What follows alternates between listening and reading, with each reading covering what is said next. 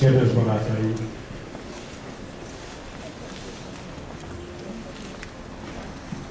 Nagyon sok szeretettel, tisztelettel köszöntök mindenkit, aki elfogadta a meghívásunkat. Megrendítőek ezek a képek, és visszaadják azt az elmúlt egyéves hangulatot, közérzetet, amelyet átéltek Magyarországon a cigányok, és mindazok, akik aggódnak Magyarország sorsáért. Azért szeretjük ezt a kiállítást, mert úgy gondoljuk, hogy Magyarország elmulasztotta az őszinte szenvedést a holokauszt ténytetteivel, és mindaddig, amíg nem vagyunk képesek arra, hogy őszintén szembenézzünk a múltunkkal, hogy újra átéljük annak kínjait,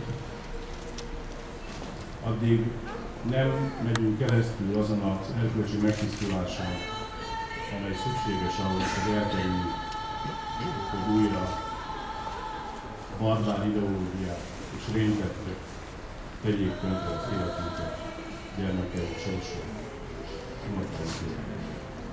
A Roma Polgárjogi Alapítvány 1996-ban döntött úgy, hogy minden évben díjazza azokat, akikről azt gondoljuk, hogy sokat tettek a cigányok emancipációja, egyenjogúsága és polgárosodása érdekében. Akik ma díjazottak lesznek, azok elsősorban polgárjogi harcosok, illetve újságírók. Az első díjazottunk 2009.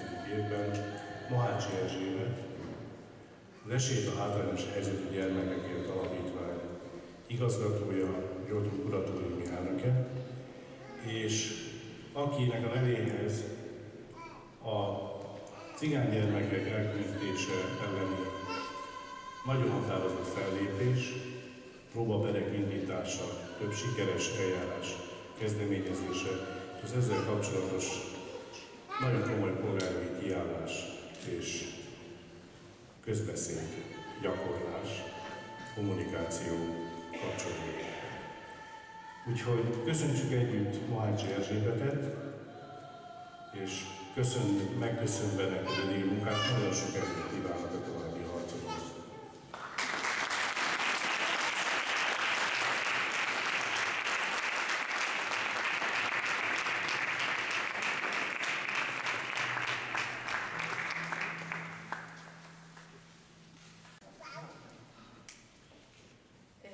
Először is azt szeretném mondani, hogy nagyon örülök ennek a díjnak, de ez nem csak az én érdemem. Én szeretném megemlíteni a kollégáim nevét, hiszen az alapítványon keresztül kaptam én ezt a díjat, és igazából, hogyha a szegregáció elleni harcról kell beszélni, akkor az nem csak én vagyok, hanem a Farkas Lilla, az Újlapi András, a Sztojka Kati, Budai Zoli, a Rácz Béla, nem akarom sorolni tovább a neveket, úgyhogy megragadnám az alkalmat, hogy megköszönjem nekik a munkájukat, hiszen nélkülük nem jutottunk volna oda, ahol most tartunk, a roma gyerekek elkülönítése ügyében. Hát, most így ennyi.